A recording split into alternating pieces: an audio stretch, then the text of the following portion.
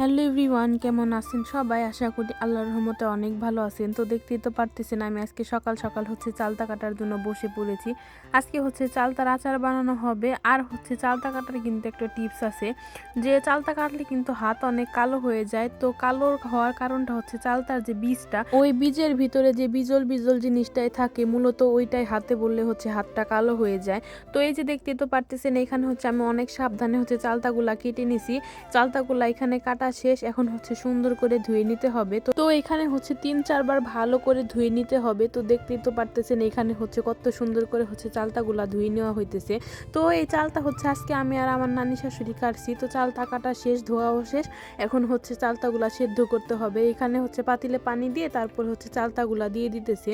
তো চালতাটা এখন সেদ্ধ হওয়ার পালা। তো এই যে দেখেন চালতার ভিতরে কত সুন্দর বলক চলে আসছে। এখন সুন্দর করে নামিয়ে নিচ্ছে। তো আমি বাড়ি চলে গেছিলাম, আমি এটুকের ভিডিও করতে পারি নাই। বাড়ি থেকে এসে দেখি চালতাগুলা নামিয়ে ফেলছে। এখন আমি সেচি দেবো। তো চালতা আমি সব সময় আগে পাটা দিয়ে সেচতাম। তো এখন দেখেন এই সেচনিটা দিয়ে আমি কত সুন্দর করে সেচতেছি। মানে পাটা তো অনেক ভার, মানে সরানোড়া করতে অনেক ঝামেলা।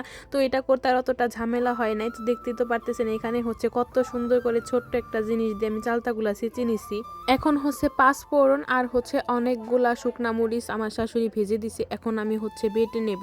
তো ওইদিকে শুকনা মরিচগুলো আমি বাড়তেছি, আর এইদিকে আমার শাশুড়ি কড়াইতে তেল দিয়ে দিছে। তারপর দিয়ে দিছে অনেকটা পরিমাণে রসুন কুচি, তারপর দিয়ে দিছিল তেজপাতা।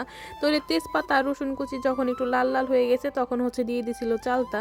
তো চালতা দিয়ে ভালো মতো একটু নেড়ে চেড়ে নিতেছে। পরে দিয়ে দিছিল চিনি। তো চিনি দেওয়ার ভিডিওটা তো আমি নেই পরে আমার শাশুড়ি বলতেছে আর একটু দেই, ওইটার ভিডিও নে। তো এই যে দেখেন পরে আর একটু দিয়ে দিছে, আমি ওইটার ভিডিও নিতেছি। এই ভিডিও করার ক্ষেত্রে আমার শাশুড়িও আমাকে অনেক সাপোর্ট করে। কিভাবে ভিডিও সুন্দর হয় ওইটাও আমার শাশুড়ি আমাকে মাঝে মাঝে দেখিয়ে দেয়। তো এই যে দেখেন এখানে আমি শুকনা মরিচ আর পাঁচফোড়ন কত সুন্দর করে বেটে নিছি। তো এইদিকে আবার দিয়ে দিছিল হলুদ গুঁড়া আর মরিচের গুঁড়া। তো ওইটার ভিডিও আমার নিতে খেয়াল নাই। আমি মশলাগুলা বাড়ছি। তো আমার শাশুড়ি বলতেছিল আমি আবার একটু একটু করে দেই, তো ওইটার ভিডিও নে। এই তো এখানে যে মশলাগুলো আমি বেটে রাখছিলাম, ওই মশলাগুলা দিয়ে ভালো মতো একটু নেড়ে চেড়ে আচারটা নামিয়ে নিছি। তো আজকের মতো এই পর্যন্তই।